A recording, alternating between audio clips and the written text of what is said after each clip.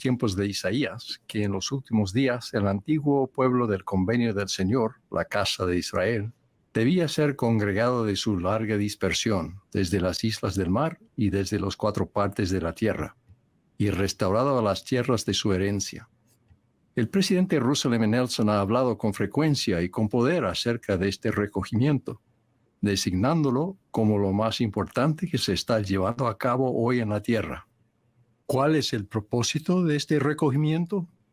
Mediante revelación al profeta José Smith, el Señor explicó que uno de los propósitos es proteger al pueblo del convenio, a fin de que el recogimiento en la tierra de Sión y sus estacas sea para defensa y para refugio contra la tempestad y contra la ira cuando sea derramada sin mezcla sobre toda la tierra. Más importante aún es que el recogimiento tiene el propósito de brindar todas las bendiciones de salvación y exaltación a todos los que deseen recibirlas. Es la manera en que se cumplen las promesas del convenio hechas a Abraham. El Señor le dijo a Abraham que en su descendencia y sacerdocio serían bendecidas todas las familias de la tierra, sí, con las bendiciones del Evangelio, que son las bendiciones de salvación, sí, de vida eterna. El presidente Nelson lo expresó de esta manera: cuando aceptamos el Evangelio y somos bautizados, tomamos sobre nosotros el sagrado nombre de Jesucristo. El bautismo es la puerta que conduce a que lleguemos a ser coherederos de todas las promesas que el Señor extendió en la antigüedad a Abraham, Isaac, Jacob y su posteridad.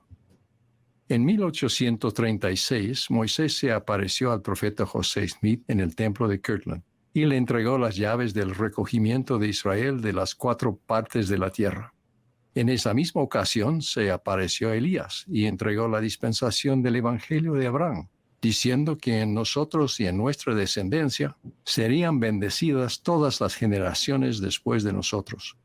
Con esa autoridad nosotros ahora llevamos el Evangelio de Jesucristo, las buenas nuevas de redención por medio de él, a todas partes y a todos los pueblos de la tierra, y recogemos en el convenio del Evangelio a todos cuantos lo deseen. Ellos llegan a ser la descendencia de Abraham y la iglesia y reino y los elegidos de Dios.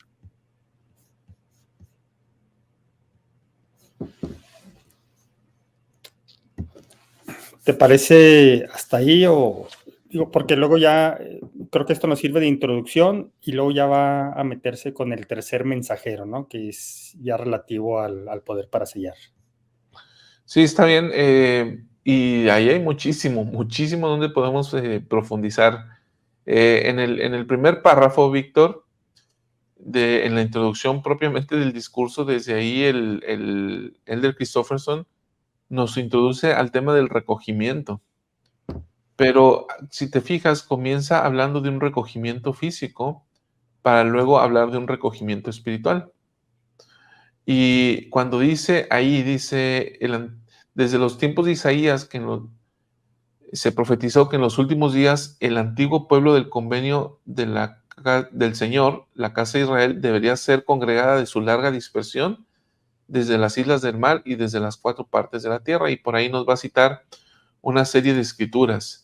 Pero si te fijas, ahí lo que está haciendo es hablando de un pueblo, que es un pueblo del convenio, que son los descendientes de la casa de Israel, y que fueron dispersados físicamente, y que estos van a regresar, o los descendientes de estos que fueron dispersados, van a regresar al lugar de que el Señor o les designó como las tierras de su herencia, ¿no?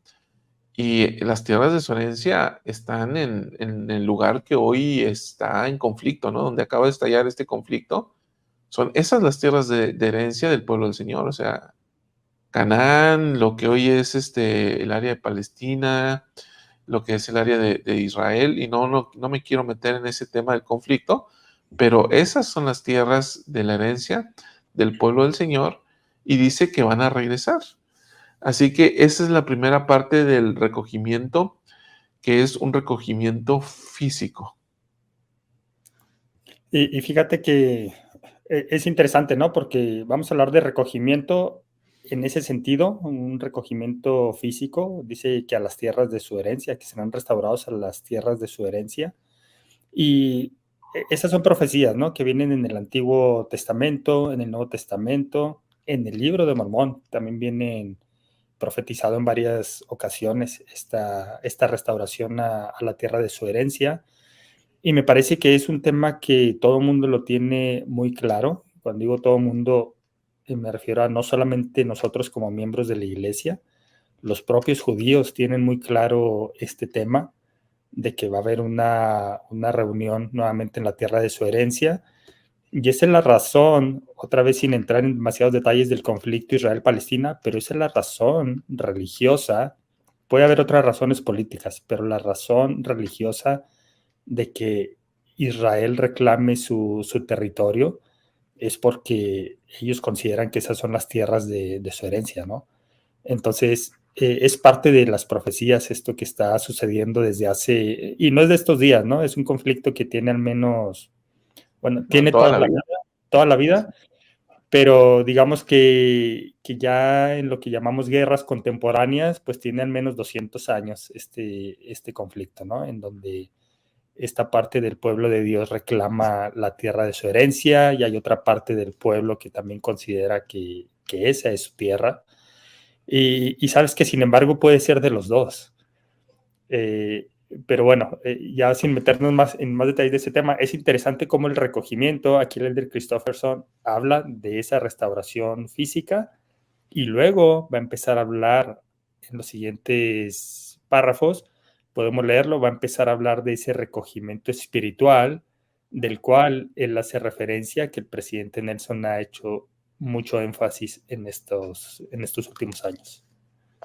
Sí, aquí refiere o cita al presidente Nelson y dice que es lo más importante que se está llevando a cabo hoy en la tierra. Y dice, y hace la pregunta, ¿no? ¿Cuál es el propósito de este recogimiento? Y para responder esta pregunta cita a José Smith. Y bueno, más bien una revelación que recibió José Smith y que es la sección 115, Víctor, de Doctrina y Convenios. Esta sección que contiene varios elementos, entre ellos es la sección que se refiere al nombre completo de la iglesia y que se recibe hacia 1838, si mal no recuerdo. Entonces, en el versículo 6, que es el que cita ahí el Elder Christofferson, dice lo siguiente: a fin de que el recogimiento en la tierra de Sión y sus estacas sea para defensa y para refugio contra la tempestad y contra la ira, cuando sea derramada sin mezcla sobre toda la tierra.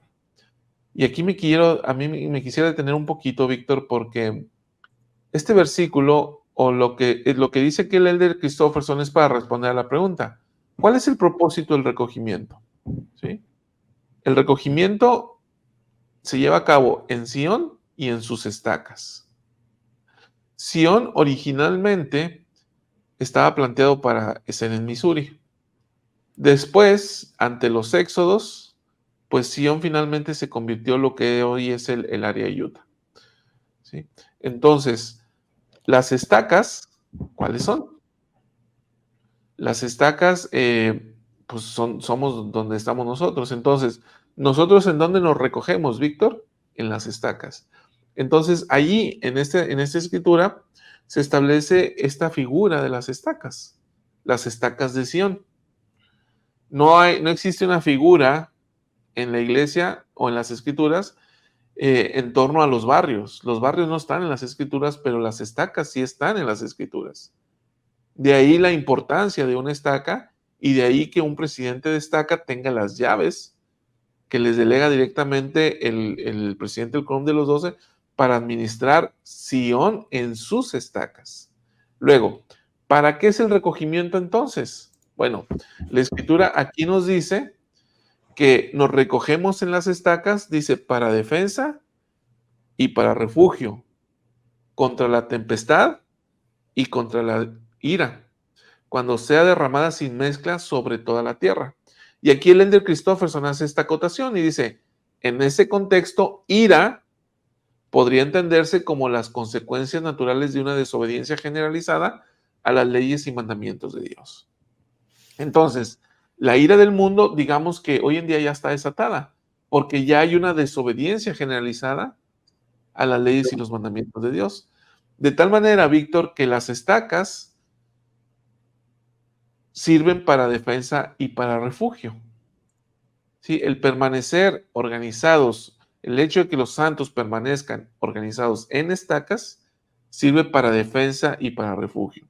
Ahora, yo aquí, Víctor, te pregunto, ¿no? O sea, este es un concepto abstracto de protección, de refugio, de defensa, el de las estacas, o verdaderamente, o cómo podemos encontrar realmente este tipo de protección y refugio hoy en día, porque la ira ya está desatada, la desobediencia ya es generalizada. Fíjate que ahí mismo yo creo que el Elder Christofferson nos da la respuesta.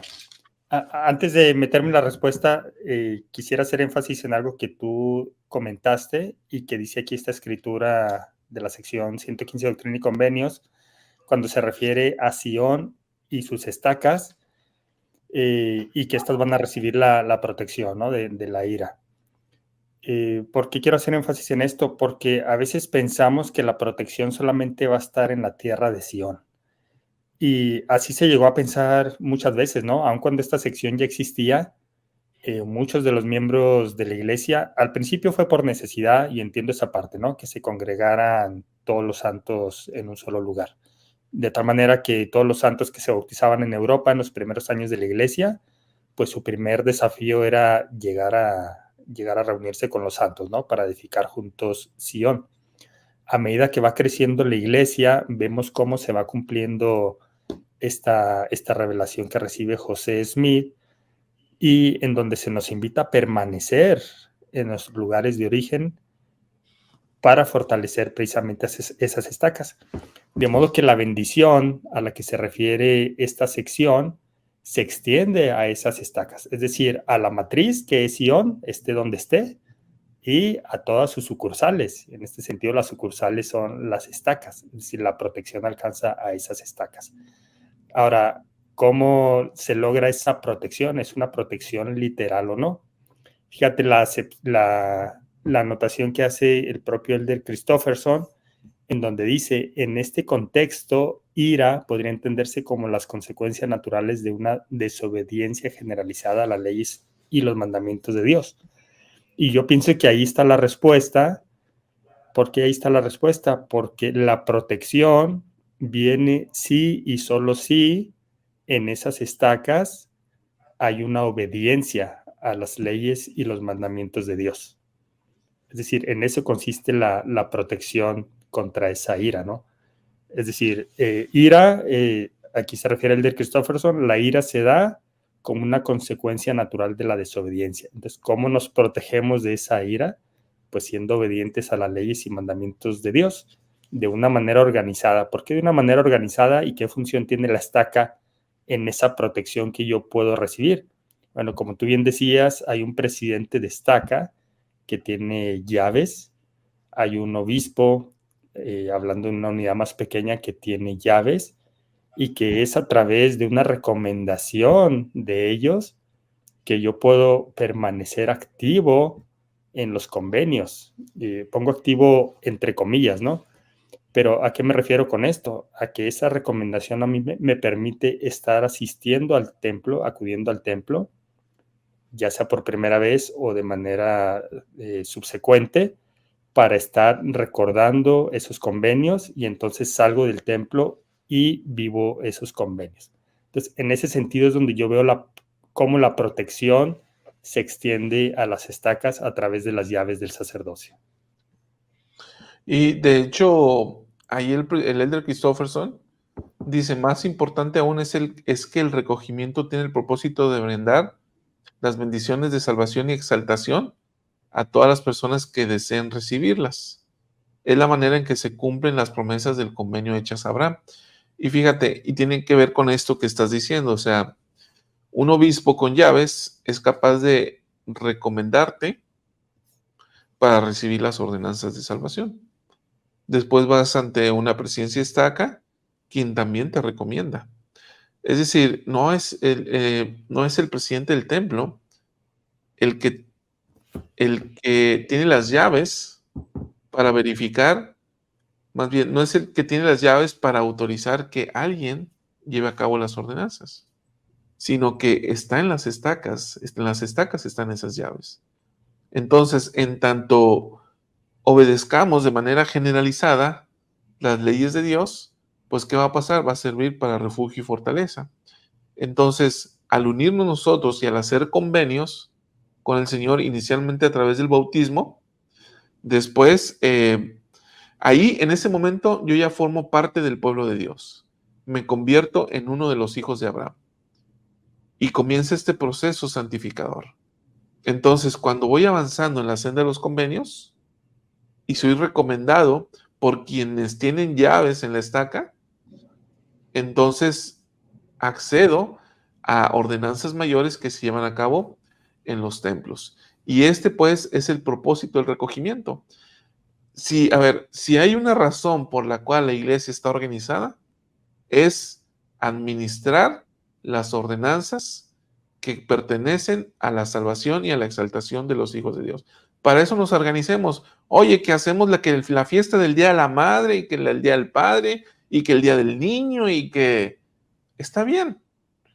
Cada quien sabrá cómo administra estas cuestiones. Oye, que la noche internacional, que el Día de la Independencia, que el Día del Pionero. Está bien. Podemos hacer esas actividades sociales que finalmente inciden en un sentido de pertenencia. Pero el propósito fundamental de la iglesia no es administrarnos ni constituirnos en un club social. El propósito de que la iglesia esté organizada es que podamos acceder a las ordenanzas que nos van a salvar y que nos van a exaltar. Y todo lo demás es secundario. Sí. Todo lo demás es secundario. Dice, hay una pregunta por aquí. A ver. Julio Monagas, una pregunta quizás un poco fuera de tema, pero dice que si el territorio pertenecía al territorio de México cuando llegaron los santos, sí. Durante 1 año o 2 solamente, porque luego vino la guerra y la perdimos. Vamos a ver. A ver, dice Goyito, no entendí, Víctor, con respecto a protección, que así se pensaba antes, falta definir bien. Sí, yo me refería a que era una creencia generalizada en los primeros años de la iglesia e incluso, y no me refiero a los primeros 5 o 10 años, a lo mejor los primeros 150 años de la iglesia, de que necesitabas estar congregado con la mayoría de los santos, ¿no? Para recibir esa protección, que la invitación de pertenecer a Sion era una invitación de realmente desplazarte físicamente a donde estaban congregados la mayoría de los santos, que ahí se consideraba Sion, ¿no? En este caso, Utah. Y no es así. Y se empezó a hacer énfasis más o menos en 1980, 1990. Las autoridades empezaron a hacer énfasis de quédense en sus lugares de origen. Ahí están sus estacas y ahí está la protección.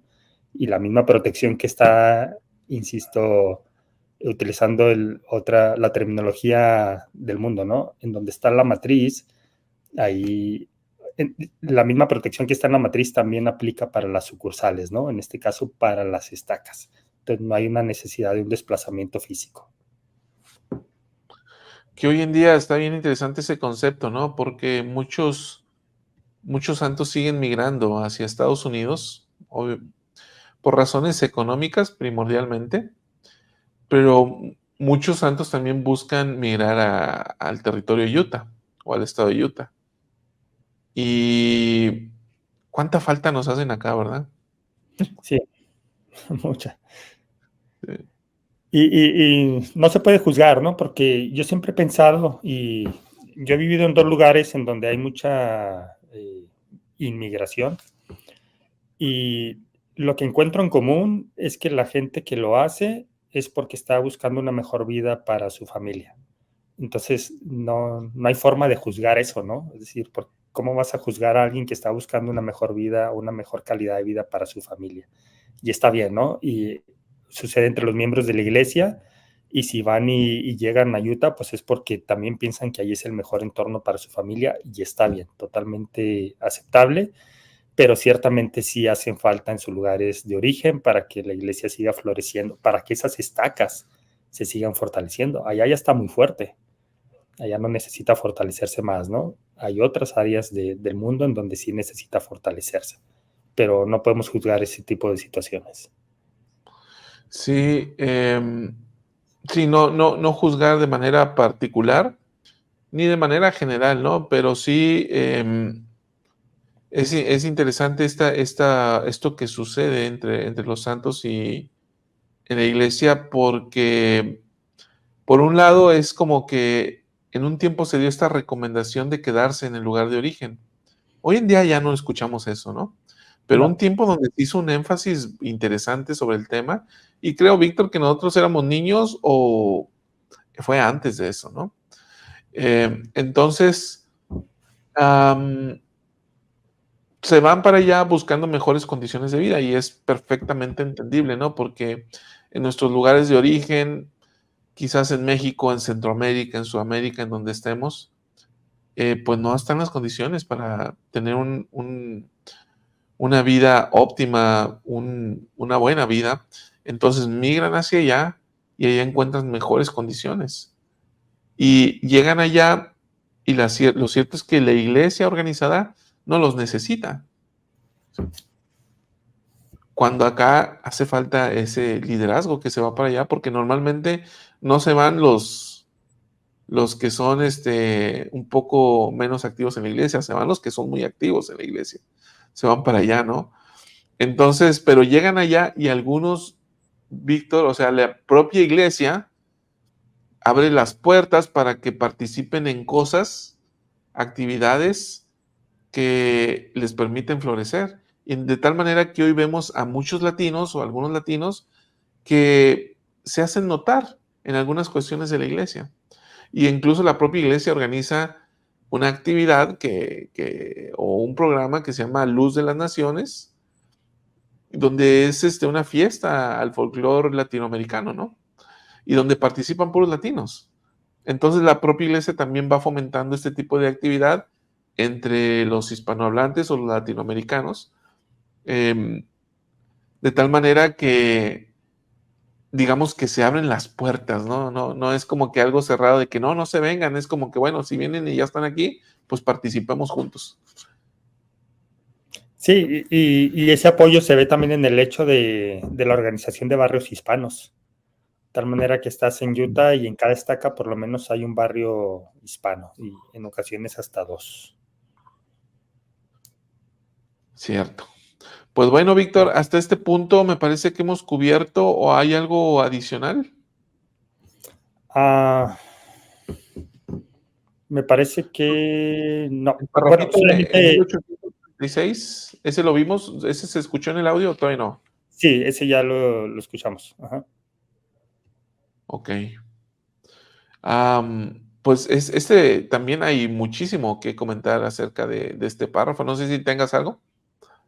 Bueno, solamente como para hacer la conexión con estos siguientes párrafos, ahí el Elder Christofferson dice, más importante aún es el recogimiento espiritual, ¿no? Y entonces, simplemente comentar que este recogimiento tiene que ver con las promesas que se le hicieron a Abraham.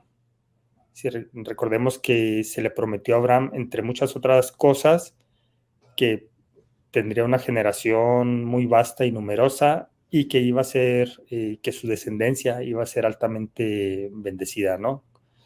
Y aquí hace la primera acotación en cuanto a las ordenanzas el Elder Christofferson, diciendo que el bautismo es la puerta que conduce a recibir esas ordenanzas. Y aquí también es importante mencionar que esas promesas al pueblo de Abraham o a la casa de Israel, como comúnmente la conocemos, no solamente aplica a los descendientes directos de esas tribus, sino que aplica para toda la humanidad o para cualquier persona que entre en la senda de los convenios. Es decir, puede haber casa de Israel o miembros de la casa de Israel de manera literal, pero también de manera adoptada, ¿no? A lo que comúnmente conocemos como gentiles y que se aceptan el evangelio y se bautizan. Aquí el Elder Christopherson hace mención de eso, ¿no? El bautismo es la puerta que les abre ese camino para recibir esas bendiciones. Y entonces, de manera muy interesante, describe esa visita de seres celestiales en el templo de Kirla, ¿no? Que es ese último párrafo que menciona el de Christopherson. Ahora, simplemente hacer énfasis, Víctor, en esto que tú has dicho sobre lo que sucede en 1836, que lo explica el de Christopherson, ¿no? El 3 de abril de 1836, una vez dedicado el templo de Kirtland, aparece Jesucristo y es aceptado el templo. Esto está en la sección 110 de Doctrina y Convenios. Y después de Jesucristo aparecen 3 mensajeros. El primero es Moisés, el segundo es Elías y el tercero es Elías el profeta. Moisés le entrega a José Smith las llaves del recogimiento. Elías le entrega las llaves del evangelio de Abraham. Y Elías el profeta entrega las llaves del poder para sellar. ¿Sí? Entonces, las llaves del recogimiento, ¿qué es? Es esto que está sucediendo, ¿no? Va en sus dos vertientes, el recogimiento físico y el recogimiento espiritual a través de las ordenanzas. Las llaves del evangelio de Abraham, ¿qué implican? Aquí podríamos hacer 2 o 3 programas de cada uno de los temas, pero dicho de manera sencilla es el evangelio de Abraham. A Abraham la promesa que se le hizo es: en ti y en tu descendencia serán benditas todas las familias de la tierra, y por medio de ti se va a dar el evangelio de Jesucristo o de tu descendencia, y tendrán acceso al poder del sacerdocio. Entonces, a través de este evangelio de Abraham, accedemos al evangelio de Jesucristo y al poder del sacerdocio. Entonces dice el Elder Christopherson, a través de estas 2 llaves, o mediante el uso de estas 2 llaves de las cuales estoy hablando, dice, es que hoy llevamos a cabo la obra de salvación. Pero entonces hace la acotación, ¿no? Va a ser la acotación del tercer mensajero, que es a partir de la siguiente parte del versículo del video que vamos a ver. El tercer mensajero, que es Elías el profeta, entrega estas llaves, que son las llaves para sellar, y es el tema donde a partir de ahora se va a centrar el Elder Christopherson.